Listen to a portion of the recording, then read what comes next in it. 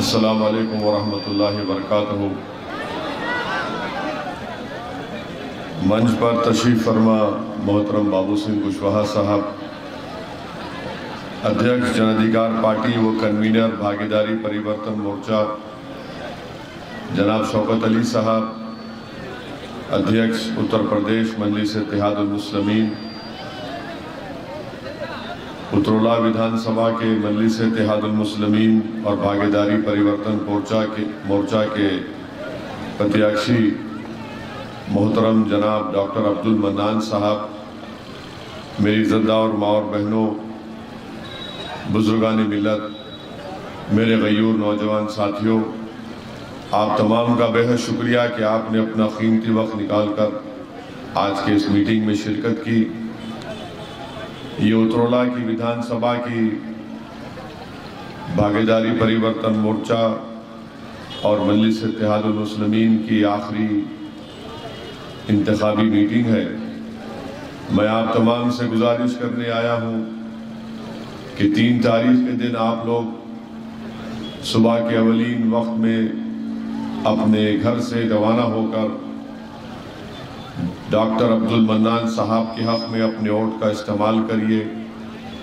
पतंग का निशान है और आप लोग मुझसे बेहतर जानते हैं कि चाहे मुल्क के हालात हो या प्रदेश उत्तर प्रदेश के हालात हो, इन हालात का अगर सही तरीक़े से हमको और आपको मुकाबला करना है तो वक्त का तकाज़ा ये है कि कमज़ोर एक जगह जमा हो जाए, मज़लूम एक जगह जमा हो जाए, जिनको दबाया और कुचला गया वो एक जगह जमा होकर अपनी लड़ाई को लड़े। इसीलिए हमने बाबू सिंह कुशवाहा साहब के साथ भागीदारी परिवर्तन मोर्चा बनाया और हमारा मकसद एक ही है कि इसमें सामाजिक न्याय हो, मज़लूमों को उनका हक़ मिले, कमज़ोरों को ताकतवर बनाया जाए। यही बात हम पूरे प्रदेश में आपके दरमियान में खड़े होकर आपको बता रहे हैं।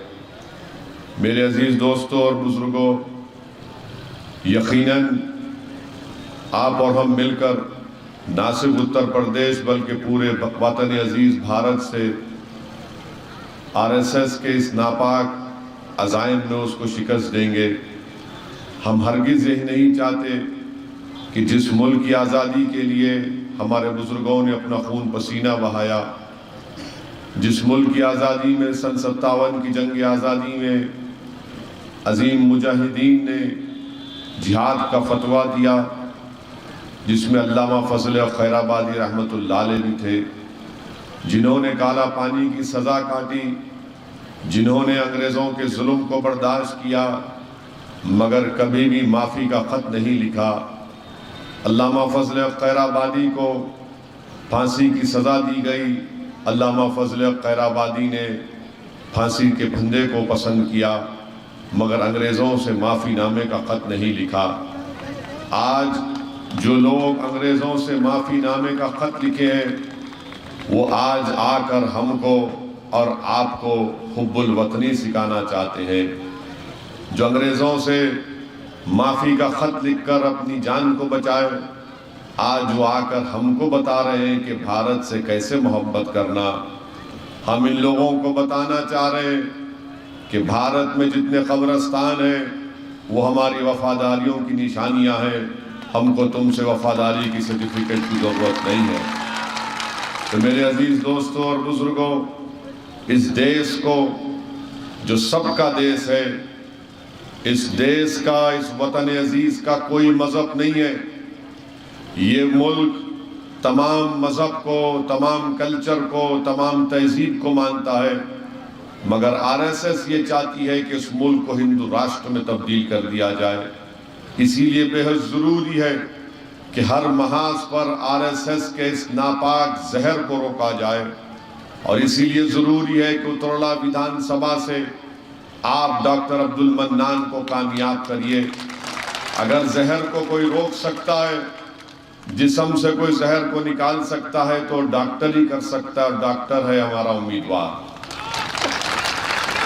और सबसे बड़ा डॉक्टर जो हमारे दरमियान में बैठा हुआ है उनका नाम है बाबू सिंह कुशवाहा। बाबू सिंह कुशवाहा इन जहर फैलाने वालों को जानते हैं, इसीलिए बाबू सिंह कुशवाहा के साथ हमने मिलकर भागीदारी परिवर्तन मोर्चा बनाया। उतरौला विधानसभा में आप जानते हैं कि बहुत सी तकालीफ हैं, बहुत से मसाइल हैं, मगर मैं आपको ये बताना भी चाहूँगा कि उतरौला की जनता ने बीजेपी को मौका दिया, ना सिर्फ उतरौला में बल्कि पूरे उत्तर प्रदेश में। तो उत्तर प्रदेश में जब सत्ता बनी तो कहा गया डबल इंजन की सरकार।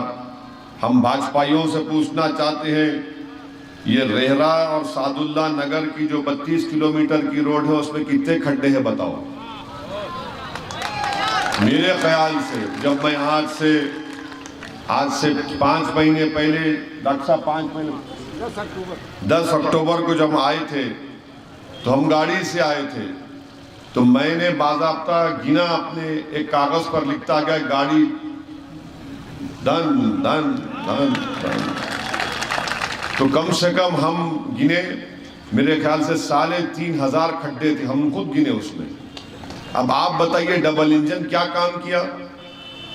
क्या भाजपाइयों ने, क्या योगी और मोदी ने ये सादुल्ला नगर से जो रेरा की रोड है उसको नहीं किया? और फिर हमको किसी ने बताया, बात सच है कि उतरौला से टीटी रामपुर उसमें तो और खड्डे हैं, रोड ही नहीं है वहां पर। मगर योगी और मोदी कहते विकास हुआ, विकास कुछ नहीं हुआ। मुख्यमंत्री कहते हैं कि मैं गर्मी निकाल दूंगा, उतरौला में बिजली नहीं आती, सेलफोन चार्ज नहीं होता, ये गर्मी निकालने की बात करते हैं। अगर सेलफोन चार्ज होगा तो मालूम होगा ना कि गर्मी है, मगर यहाँ पर बिजली नहीं आती और मुख्यमंत्री कहते हैं कि मैं गर्मी निकाल दूंगा। आपके पास विकास के नाम पर कुछ काम नहीं हुआ। डबल इंजन की सरकार, 7 साल से बीजेपी की सरकार देश में है और यहाँ पर 5 साल से है। उतरौला विधानसभा में एक रेलवे की लाइन नहीं डाल सके, एक रेलवे की लाइन नहीं डाल सके, और बीजेपी कहती है कि हमको वोट दे दो। मैं उतरौला की जनता से, यहाँ की आवाम से अपील कर रहा हूँ कि अगर आप उतरौला विधानसभा में विकास चाहते हैं तो आपको डॉक्टर अब्दुल मन्नान से बेहतरीन विधायक नहीं मिल सकता, आप उनको विधायक बनाइए। बीजेपी ने धोखा दिया आप लोगों को। बीजेपी ने कहा था 70 लाख नौकरियां देंगे, बीजेपी खुद आज कहती है कि हम 1.5-2 लाख युवाओं को नौकरी दे पाए, वो भी झूठ है। हर बात बीजेपी झूठ बोलती है। आप बताइए, बेरोजगारी उत्तर प्रदेश के युवाओं का, नौजवानों का मुकद्दर बनकर रह गया। 4% अनएम्प्लॉयमेंट रेट है उत्तर प्रदेश में। जितने पढ़े लिखे नौजवान हैं, जिनके पास टेक्निकल डिग्री है, सर्टिफिकेट डिप्लोमा है, जिनके पास ग्रेजुएट की डिग्री है, 50% से ज्यादा रोजगार की तलाश में नौजवान, रोजगार मिलता नहीं है। और जब भर्ती का इम्तिहान लिखने जाता है, गांव से निकलता है, तकलीफ से जाकर रात भर रोड पर खड़े रहता है कि सुबह उठकर पर्चा लिखूंगा, तो योगी की सरकार कहती है कि पर्चा लीक हो गया, दोबारा लिखना पड़ेगा। आप बताइए कि हर महाज पर किसान परेशान है। किसान को माशाल्लाह से हमारे प्रधानमंत्री ने 2 नौकरी दे दी। एक दिन में जमीन पर काम करो अपनी फसल को, और रात में जागते रहो अपनी फसल बचाने का। मोदी ने ये रोजगार भी दिया है। तो उतरौला की जनता को याद रखना पड़ेगा कि कैसे आप पर कमर तोड़ देने वाले इक़दाम किए गए। आप बताइए, पेट्रोल डीजल की कीमतें आसमान को छू रही हैं, तो ना प्रधानमंत्री को इसको फिक्र, ना उनके वजीर योगी को फिक्र कि आज गरीब पिटता जा रहा है, परेशान हो रहा है। सरसों के तेल की कीमतों में इजाफा हो चुका है और कहते हैं कि हमने गरीबों को राशन दिया। अरे 600 रुपए का राशन देकर आप उसी महिला से कह रहे हैं कि 1400 रुपए का गैस का सिलेंडर खरीदो बहन जी। मैंने फिर क्या फायदा होगा गरीब को? और हद तो ये हो गई कि भारत के प्रधानमंत्री कह रहे हैं कि मुझे भारत के प्रधानमंत्री कह रहे हैं कि उत्तर प्रदेश की जनता हमको इसलिए वोट देगी क्योंकि उन्होंने मोदी का नमक खाया। देश के प्रधानमंत्री, ना आपने ना आपके परिवार ने, ना ओवैसी ने, ना उत्तर प्रदेश की जनता ने आपका नमक नहीं खाया। हम अगर किसी का नमक खाती आए और खाते रहेंगे तो देश का, वतन का, भारत का नमक हमने खाया। ये मुल्क का वजीर आजम है, इतना गुरूर और तकब्बुर में, अहंकार में डूब चुका है कि अपने आप को चौकीदार नहीं समझ रहा है, बादशाह सलामत समझ रहा है। याद होगा आपको कि चौकीदार चौकीदार कहते थे, अब चौकीदार बोल रहा मेरा नमक। अरे चौकीदार तो मालिक का नमक खाता है ना, और मालिक कौन है? आप हैं, देश है। तो आज प्रधानमंत्री गुरूर और तकब्बुर में, अहंकार में डूबकर इस तरह की बात करते हैं। और प्रधानमंत्री को 5 साल के बाद उत्तर प्रदेश में सांड नजर आया, इनको सांड अब नजर आया। अब कह रहे हैं कि 10 मार्च के बाद हम सांड का मसला हल कर देंगे। युवाओं को नौकरी नहीं दी तो प्रधानमंत्री कह रहे हैं कि नौकरी की जरूरत नहीं है, तुम्हारी पढ़ाई सब बेकार गई, तुम गोबर लो और उससे पैसे कमाओ। योगी आदित्यनाथ कह रहे हैं कि मैं चुनाव के बाद 10 मार्च के बाद एक सांड के लिए 900 रुपये दूंगा। आप बताइए कि उत्तर प्रदेश में जो विकलांग है उसको महाना पेंशन मिलता है 1000 रुपये। जिसका बेटा, जिसका भाई, जिसका पिता, जिसकी माँ, जिसकी पत्नी विकलांग होंगी, वो सुनकर कितनी तकलीफ नहीं होंगी कि एक जानवर को 900 रुपये और इंसान को 1000 रुपये बीजेपी की सरकार दे रही है। और बात करती है बीजेपी भारत से मोहब्बत की। हम मोहब्बत करते रहे, कौन सी मोहब्बत? तुम तो इंसानों से मोहब्बत नहीं करते, तुम तो 4 टांग के जानवरों से मोहब्बत करते। तो उन्हीं से वोट मांग लो 3 तारीख को, उन्हीं से कह दो कि जाकर तुमको वोट दे दे। मेरे अजीज दोस्तों और बुजुर्गों, ये बीजेपी के कारनामे हैं और हम आपसे अपील करने आए हैं कि आप 3 तारीख के दिन मुत्तहिदा तौर पर अपने वोट का इस्तेमाल करेंगे तो यहां से बीजेपी की शिकस्त होगी, बीजेपी सीट को हारेगी। और इस विधानसभा में बीजेपी का मुकाबला डॉक्टर अब्दुल मन्नान से हो रहा है। इस बात को जहन नशीन कर लीजिए। अगर आप ये चाहते हैं कि बीजेपी को यहां से हराया जाए, क्योंकि उन्होंने आपको धोखा दिया, विकास के नाम पर कुछ नहीं किया, तो मेरी आपसे अपील है कि डॉक्टर अब्दुल मन्नान को अपना वोट दीजिए। अगर आप जरा सी भी गलती करेंगे, अगर हजरत इबलीस की औलाद आकर आपको कहेगी सपा बसपा, तो फिर बीजेपी, ये पहचानिए इन लोगों को। ये आपके दोस्तुमा दुश्मन है जो आकर आपसे कह रहे हैं कि बीजेपी है। अरे भाई 2019 में भी आपने वोट दिया था, पार्लियामेंट के चुनाव में हम नहीं थे, तब भी बीजेपी जीत गई। आप बताइए फिर आपके वोट की अहमियत क्या है? आपके वोट की अहमियत उस वक्त बढ़ेगी जब आप पतंग के निशान पर बटन दबाएंगे, जब आप भागीदारी परिवर्तन मोर्चा जन अधिकार पार्टी के प्रत्याशियों को कामयाब करेंगे, तभी तो आपकी वोट की अहमियत बढ़ेगी। और हम आपसे कह रहे हैं कि 3 तारीख के दिन आप डॉक्टर अब्दुल मन्नान को हालत मजबूरी में वोट मत दीजिए, मजबूती के लिए वोट दीजिए। आप मजबूरी के लिए अगर आप वोट देंगे, हम मजबूर नहीं चाहते, हम मजबूत आपको देखते और हम मजबूती के नाम पर वोट दीजिए आप मजलिस इत्तेहादुल मुस्लिमीन को। आपने मजबूरी की हालत में समाजवादी को वोट दिया, क्या मिला आपको? आपने मजबूरी की हालत में बसपा और कांग्रेस का साथ दिया, आपको क्या मिला? आपको कुछ नहीं मिला।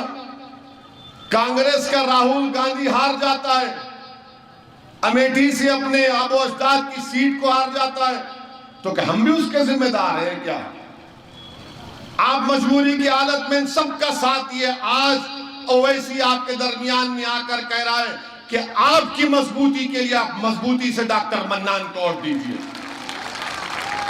और आज आप पूछिए जो हम पर इल्जाम लगाते कि ओवैसी के आने से बीजेपी को फायदा होता है, मैं आपको बता रहा हूं जो आज सपा और कांग्रेस के लोग अल्पसंख्यक समाज मुसलमानों के महलात में गांव में जाकर कहते खौम खौम खौम, खौम का हाल मेरी जबान से सुनो आप। उत्तर प्रदेश में अगर 10 मुसलमान बच्चे हैं तो 7 पढ़ना लिखना नहीं जानते। 10 मुसलमान बच्चे हैं तो 7 हिसाब किताब करना नहीं जानते। अगर 10 बच्चे हैं तो उसमें अगर 10 है तो उसमें से सिर्फ एक हाई स्कूल मुकम्मल करता है। सबसे ज्यादा स्कूल से बाहर बच्चे मुसलमानों के, सबसे कम पढ़े लिखे महिलाओं में मुस्लिम बेटियां हैं, सबसे कम 2 एकड़ जमीन किसी के पास है पूरे उत्तर प्रदेश में तो मुसलमान के पास है। सबसे ज्यादा थाली मारने के लिए नहीं, थाली मारने के लिए नहीं कह रहा हूं, ताकि आपको एक पैगाम और फिक्र मिले। 2 एकड़ जमीन सबसे कम किसी के पास है तो अल्पसंख्यक समाज मुसलमान के पास है। सबसे ज्यादा 4 और 15 साल के दरमियान में बच्चा मजदूरी करते हैं तो मुसलमानों के करते हैं। सबसे कम ग्रेजुएट हैं 4% तो अल्पसंख्यक समाज मुसलमान के। और सबसे पहले 6 साल पहले फॉरवर्ड क्लास से अगर कोई मरते हैं तो मुसलमान हैं। बताओ, ये आपने मजबूरी की हालत में और दिया तो ये आपकी औलाद का मुकद्दर ये बनाकर रख दिया कि ना स्कूल मिलता है, ना पढ़ाई का इंतजाम होता है, ना जमीन मिलती है, और गरीबी और बेरोजगारी मुफलिसी हमारा मुकद्दर बनाकर रख दिए क्योंकि आपने हालत मजबूरी में और दिया था। आज आपके दरमियान में एक विकल्प है, एक मुतबादिल है, और मजबूती के साथ मजबूत करने के लिए अपने आप को, आप उत्तरोला को, आप डॉक्टर अब्दुल मन्नान का साथ दीजिए। ये सपा कांग्रेस कुछ नहीं कर पाएगी। ये सपा कांग्रेस ने जुलाई 2019 में अमित शाह ने कानून लाया था अनलॉफुल एक्टिविटीज प्रिवेंशन एक्ट, जिसमें कोई दिल्ली में एनआईए का इंस्पेक्टर अब्दुल मन्नान को उत्तरला के आतंकवादी, टेररिस्ट, दहशतगर्द घोषित कर सकता है बगैर कोर्ट के फैसले के। उस कानून का कांग्रेस ने, समाजवादी ने उसका सपोर्ट किया, तायीद की। हमने पार्लियामेंट की तकरीर है यूट्यूब पर उठाकर देखो, हमने कोसा इन कांग्रेसियों को कि अल्लाह करे कि तुम्हारा लीडर कभी जेल में जाए तो तुमको मालूम होता 4-4 साल जेल में सड़ना क्या होता है। हमने संविधान का हवाला देकर बीजेपी का कहा कि तुम संविधान के खिलाफ कानून बना रहे हो, मगर यही समाजवादी और कांग्रेस ने अमित शाह के लाए हुए कानून की तायीद की, राज्यसभा में तायीद की, कानून बन गया। आज उन तमाम भारत के जेलों में नौजवान सड़ रहा है 2-2 साल से, बेल नहीं होती उसमें। बेल के लिए आपको जज को बताना पड़ता है कि आप पर केस बनता ही नहीं है, ये तो ट्रायल में होता है ना। इन्होंने वो काम किया। और आपको और एक बात बता रहे हैं कि जिस समाज का नेता नहीं है उस समाज की आवाज को नहीं सुना जाता, इस बात को यकीन कर लो आप। कोई लोग बोलेंगे डॉक्टर अब्दुल मन्नान जीत जाएगा तो क्या करेगा, उत्तर प्रदेश की विधानसभा में मजलिस के 5, 6, 10 जीत जाएंगे इंशाल्लाह तो क्या होगा। हम उनको जवाब दे रहे हैं, जब उत्तर प्रदेश में CAA का एहतजाज चल रहा था तो 22 लोगों, नौजवानों को गोली मारकर शहीद कर दिया गया। किसी एक मुस्लिम विधायक ने सपा के, बसपा के उत्तर प्रदेश की विधानसभा में आवाज उठाई? बताओ, अगर की तो बताओ। एक आवाज नहीं उठाई। क्यों? क्योंकि आप मजबूर हैं, आपको डरा दिया गया।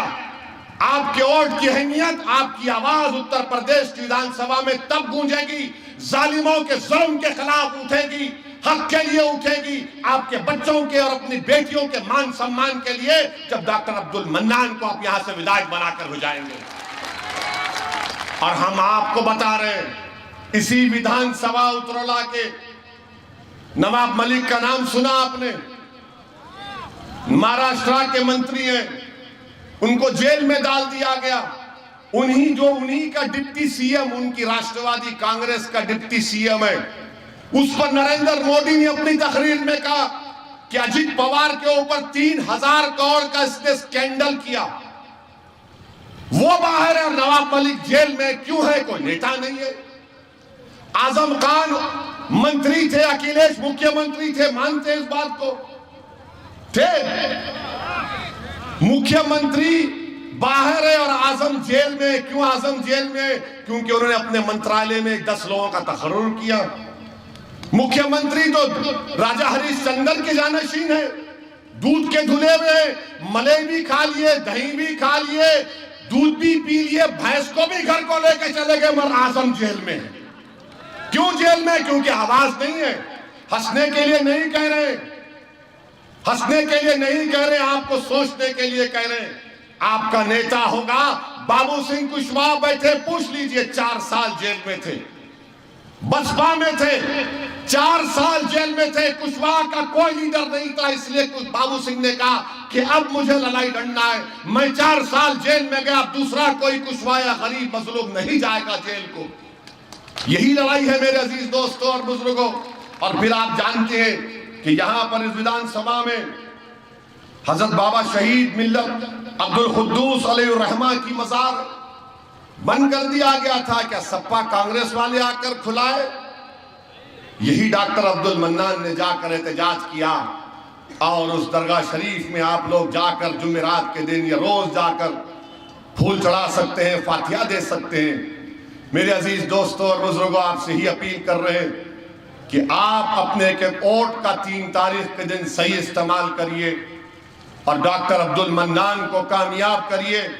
हालत मजबूरी में अपने वोट का इस्तेमाल मत करिए, मजबूती के लिए अपने वोट का इस्तेमाल करिए, ताकि आपकी आवाज उत्तर प्रदेश के विधानसभा में गूंजे। और मैं यहां पर आया हूं और आता रहूंगा इंशाअल्लाह ताला।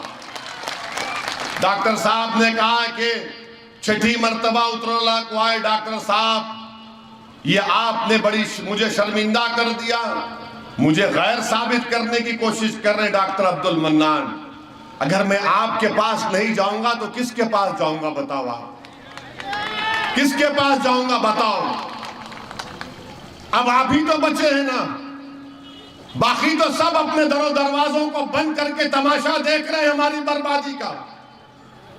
कम से कम अपने दिल के दरवाजों को खुला रखो, ताकि दीवाना आए तुम्हारे दिल पर दस्तक दे सके। बस मेरे अजीज दोस्तों और बुजुर्गों, आपसे ही अपील करने आए हैं कि 3 तारीख के दिन उतरौला की फिजाओं में सिर्फ पतंग नजर आना इंशाअल्लाह।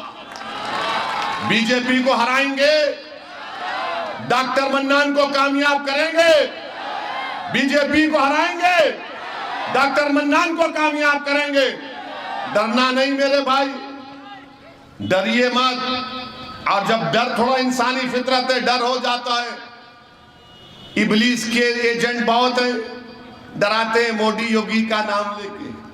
मेरे अजीज दोस्तों और बुजुर्गों, ताइफ को याद रखो, ओहद को याद रखो, मुवत्ता को याद रखो और करबला को याद रखो।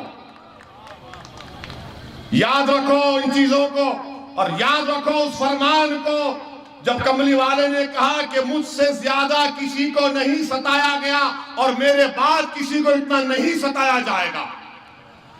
अपने हिम्मत को बुलंद रखो, तवक्कल करो रब्बे करीम पर, अपने फैसलों को इत्मीनान से लीजिए। और अगर डर होगा तो उस कर्नाटका की बच्ची को इन बलवाइयों ने घेर लिया था, उसने क्या नारा लगाया था? क्या नारा लगाया था?